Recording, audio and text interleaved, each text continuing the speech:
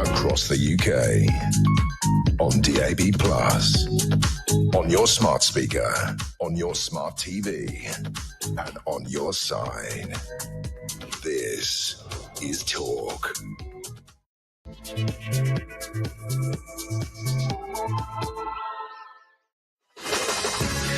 Welcome to Morning Glory. It's 3 minutes past 6. I'm Mike Graham, and we are, of course, at this new time. We've been doing it all week, and we absolutely love it. 4 glorious hours of me and a fantastic group of guests, including Emma Wolf, who's here this morning. Emma, very good morning to you.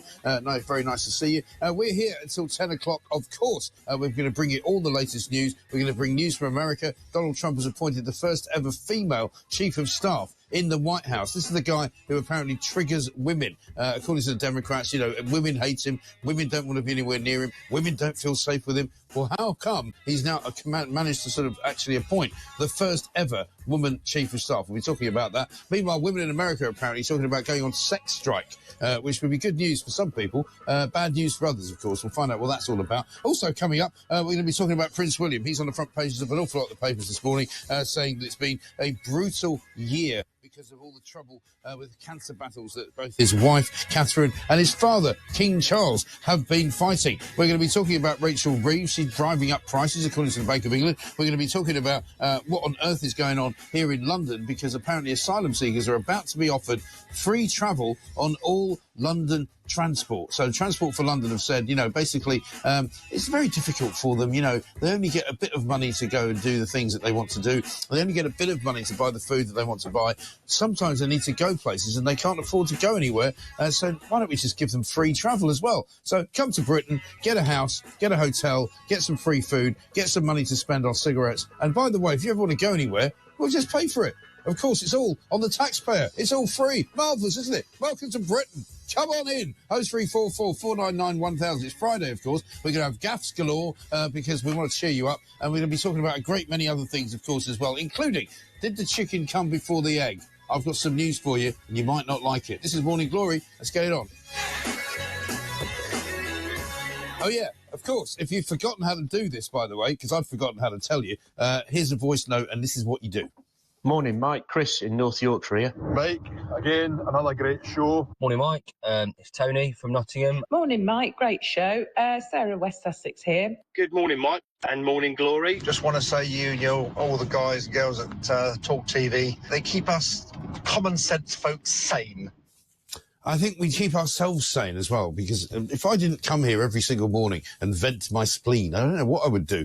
Emma Wolf is here. Very good morning to you, Emma. Or dance in the aisles. I mean, I've been on a high. I have been on a high since Tuesday night, Wednesday morning. Hasn't it been amazing? I never doubted Trump for a second. I didn't.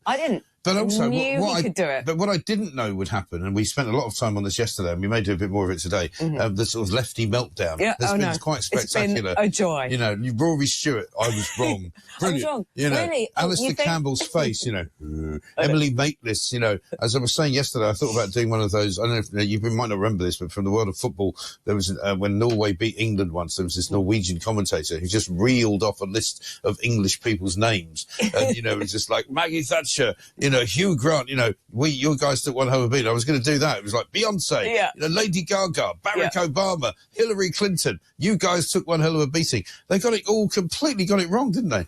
They did, and they cannot cope with it. There are women literally shaving their heads in distress, in despair. Right. And yet, Mike, we've had so many, you know, really quite dangerous leaders elected, and the liberal lefties haven't They've had shed nothing a to tear. say. They've had nothing to say. They don't give a damn they don't about care. Putin or anyone And they like also that. didn't care about, you know, Justin Trudeau locking people up and you know, putting people in prison. They weren't politically engaged then. Because they met for a sandwich sometime during COVID. They didn't have a go at Emmanuel Macron for allowing all these illegal immigrants to come to Britain. They didn't care about Angela Merkel, who welcomed in 1 million refugees from Syria. You know, that was all fine. It's the outrage. It's the outrage that anybody could defy their entire agenda, their entire woke agenda. And the sort of, this disbelief that they could be wrong, that other people get a vote too. That's how democracy works. Stupid people, mind you. Stupid people. Because they've gone all Brexit on it, haven't they? They've gone all Brexit people, on it. They've gone, the Yeah, reason that you voted for Brexit is because you didn't understand what you were voting for. You were too stupid. Ill-educated. Not educated working enough. Class. And in fact, working class, and really, you don't know anything at all. You're ignorant. They just need to understand that actually this is how democracy works, and that everybody gets a vote, and there is a reckoning. And I only wish ours was every 4 years as well. Wouldn't that be great? Wouldn't it be great? I was thinking about if only ours was if only we had another election in 2028. Because, okay, we've taken the focus off our dreadful, dreadful government at the moment with all the excitement across the pond, but I mean, we're still stuck with Labour. We still come back to that. It's depressing, isn't it? Seeing Rayner speaking to JD Vance. I mean, I'm sure we'll talk about that conversation, but these kind of painful conversations. But the thing is, we've got Lammy, we've got Starmer, we've got Rayner. This is our lot. Yeah. Well, I mean, they're so glorious looking at the Trump lineup. Yes. Even his son, his 18-year-old son, Mike, is like 7 foot tall. Yeah, I know. As a proper man. Speaks properly, as a proper man. speaks well. Yes. Let's have a look at Angela Rayner. This is what she said about Donald Trump in 2020. Donald Trump is killing, thousands of Americans by giving them duff advice, and his macho, I'm all right, look at me, I've survived COVID, is an absolute buffoon. He has no place in the White House. He's an embarrassment, and he should be ashamed of himself. Yeah, no place in the White House. He's an embarrassment. She's an embarrassment, is what I would say. Absolute embarrassment. A woman who doesn't buy her own clothes manages to buy clothes paid for by somebody else which don't fit her. And the rest of the cabinet. I mean, as for what David Lammy said as the Foreign Secretary, that is an embarrassment. As for what Starmer has said, it's an embarrassment. And so, they need to be diplomatic and think about, the fact that they need to. I thought the special relationship mattered, and clearly they have no idea of what they're doing. No, they really don't. Donald Trump, meanwhile, has appointed the first ever woman. Yes. We keep hearing that the famous misogynist. Women hate him. Yeah. He's a misogynist. He hates women. He's declared war on women. I mean, we heard all through the day yesterday from various people on the BBC talking about, it's bad news for women, because he really doesn't like them. Well, how come the first ever woman chief of staff in the White House has just been appointed by Donald Trump? Many, many women are very, very happy about this. And guess what? Yeah. Millions of women voted for him. Yeah. Same way that he's such a racist, and actually millions of Latinos voted. I mean, he's just... It is ridiculous, isn't it? Absolutely mad. And as I say, the other story which sort of tickled me last night, I saw it late last night, a load of women now apparently in America threatening not to have sex with their partners in some kind of weird protest. I mean, what's that all about? So they're following this Korean model where you withdraw sex apparently after an election when you protest it, but it's absolutely hilarious. I can only think of their partners or their potential partners being hugely relieved about this. They're deciding that they're going to they're telling women to delete their dating app, no sex, no children, exercise sovereignty over your bodies. Right. I mean, it's absolutely ludicrous. It is mad, isn't it?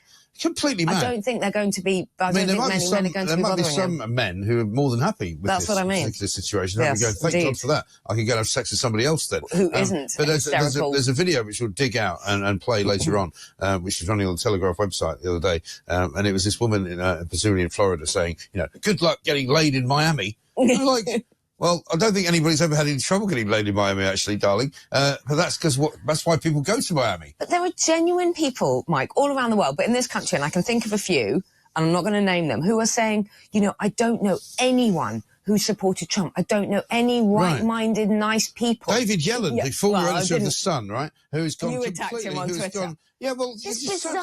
I want to say to people like that, right? This is a guy who ran one of the most successful tabloid newspapers in the world, right? He's now gone sort of full, reverse ferret and decided that he no longer likes tabloids. He no longer likes, this organisation, and he wants to attack everybody at every single moment, trying to make out that he's the most woke guy around. I mean, a complete no mark, basically. He was a pretty bad editor, not a very good journalist. And now he's trying to sort of attacks everybody all the time, saying, I don't know anyone that I love or like or even know a little bit who ever voted for Trump or likes him. But how can anybody not know someone? I mean, he's clearly, as you say, he's gone so far down the rabbit hole the other way. But it just doesn't even make sense that you could not know someone who's voted for something you don't agree with. I know. Someone you don't agree with. I mean, I am, really, really repelled by the whole Labour agenda at the moment, but I still know people who voted Labour. I can still have conversations with people who probably still think they're doing quite a good job because I meet them. They're wrong. They're That's wrong. Fine. And I say, are you absolutely joking? Insane. You are responsible and all of that. All of that. But you can still like them and know them and have them in your life. It's very, very odd, this complete refusal to respect the votes of people who voted for Trump. Yes. And I mean, to be fair to Joe Biden, and I'm not usually, he made a very good speech yesterday, very conciliatory. He said he said all the right things. He said, look, we're going to have a peaceful transition of power. He seems quite chipper. Yeah, he was very chipper. Well, you know why? Because people say that actually he deliberately kiboshed Kamala Harris's attempt to get into power because he never wanted to step down. No. The narrative goes like this. There are now people in the Democratic Party tearing each other's hair apart, because they want to blame either him, some of them want to blame George Clooney. Some of them want to blame Kamala Harris. Some of them want to blame Nancy Pelosi. The lesson of the story, don't rely on millionaire celebrities to try and get yourself across the line. Right. Don't do that. But so Biden, for all of his faults, he probably knew that he was not capable of running as president. But to now sort of turn on him and blame him for not stepping down when the same Democrats probably were the ones defending him, saying, oh, no, he's fine, absolutely fine. Just wheeling him around going, it's fine. It's and now they're going, oh, he should have stepped down during the midterms. Well, sorry, that's not what you said then. He does seem to have a spring in his step. I think now he doesn't feel quite so responsible for it all. He doesn't have to take the defeat. But I was expecting maybe Kamala would come out with some kind of dignified speech, and it was actually worse than I'd expected. I mean, she literally makes no sense. Yeah. Because it's only when it's dark outside that you can see the stars, remember? You see the stars, and the stars are still there. And let's look up and create the light of hope. I mean, it was a confirmation of why she lost. Yeah. And Trump won and she lost. Like, it's both. It's on both and sides. He won huge as well, or bigly, as he would say. I mean, he literally swept the board. It looks like he's going to get the House of Representatives as well as the Senate. So he will be able to do whatever the hell he likes. I do think it's really important that there hasn't been these days and days of people saying he stole the election. That there is none of that. Right. That it was absolutely clear by about 3 a.m. Yeah, exactly. And there's nothing they can say. They can shave their heads. Yeah. But there's nothing that the lefties can say about that. And I mean, all of these celebs who are talking about leaving the country, and I mean, nobody cares. It's like, And they don't. I mean, oh my God, Beyonce's going to leave America, or J-Lo's going to leave America, Robert De Niro's going to leave America. Okay, then. Fine. So what? See ya. Bye. Yeah. Come to London and see how you on your way out. Come to London, here. see how you like the taxes. You'll soon be going back. I can tell you that for a start. Also, let's talk about the main story on a lot of the front pages. William, of course, has been giving interviews. Emotional Prince speaking candidly about the hardest year of his life after his wife and father's cancer battles. It's been brutal for us all. On the front page of the Daily Mail, front page of the Sun as well. Hardest year of my life. Times. I think this has done an awful lot of good. By the way, for people suffering from cancer or from people who've got family members suffering. And I think to see William talking like this, it's a good thing, isn't it? I do. I agree with you. I think it's a good thing. I think it's made it more normal. I think it's made it more real. These aren't people who are completely untouchable. Cancer can affect anyone. It's a cliche to say it, but it absolutely can affect anyone and does affect anyone. And, you couldn't be more wealthy and, living a life of luxury than these two, the king and the sort of future queen.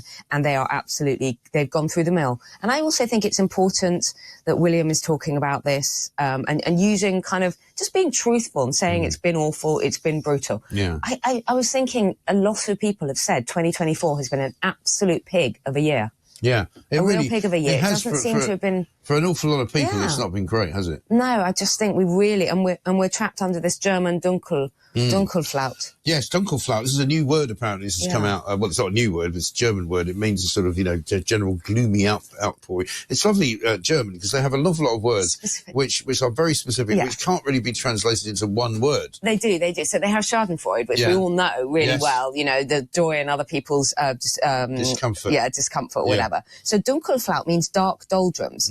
Basically, it's this. And I was saying to my 4-year-old yesterday, I was saying, I don't know what it is. He said, why is it not getting bright? And I said, there's like a fog. Yesterday was a weird day, wasn't it? And the day before as well, and it was just white and sort of the sky at the moment. It's got this mist and fog. Yeah, and it's damp. And nothing can break through. And it's damp. And you see the streets are wet, but it's not raining. It's and you're kind going, of dank. why are the streets wet? It's kind of dank. Yeah.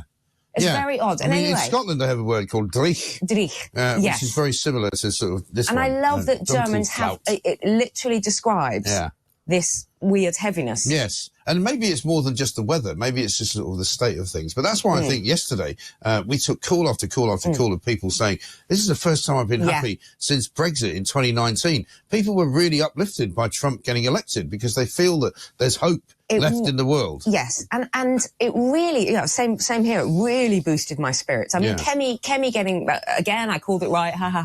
No, Kemi being elected gave me a little boost. But then Trump getting elected gave so much. Totally. So many people gave them belief. belief that actually, in the end, common sense will prevail. Yes. And that the regular folk, the nutters, working people, will not win. The nutters cannot win. No. And this thing about putting women's sanitary products in men's bathrooms, this is irrelevant. You know, Tim Waltz was in tears apparently when he lost. I mean, that pretty much says it all, right? Yeah. Let's have a look at Jimmy Kimmel. For those of you who don't know, he's a sort of talk show host in America. Gets paid multi-million, hundreds of millions of dollars every single year, right? This is a guy who has got no worries at all. He's never going to be short of a sandwich for his picnic. But have a look at this. Let's be honest, it was a terrible night last night. It was a terrible night for women, for children, for the hundreds of thousands of hardworking immigrants who make this country go, for healthcare, for our climate, for science, for journalism, for justice, for free speech. It was a terrible night for poor people, for the middle class, for seniors who rely on Social Security, for our allies in Ukraine, for NATO, for the truth and democracy and decency. And it was a terrible night for everyone who voted against him. And guess what? It was a bad night for everyone who voted for him, too. You just don't realize it yet.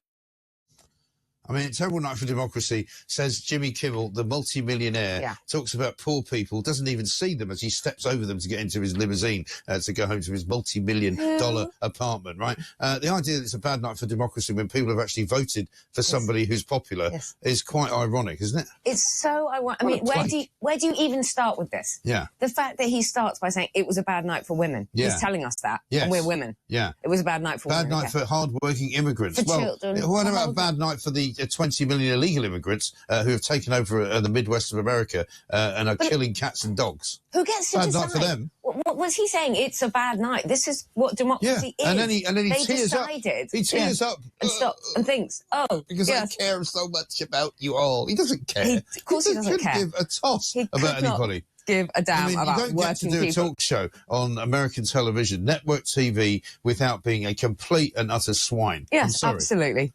Anyway, we'll come back because we've got lots to talk about. Apparently, we've got Prince Harry to discuss because he's worried, apparently. It turns out that one of the reasons he might have bought the place in Portugal is that he's worried that Trump gets in and deports him, which would be great. I mean, mass deportations. Let's start with Harry. Start with Harry. Kick him out.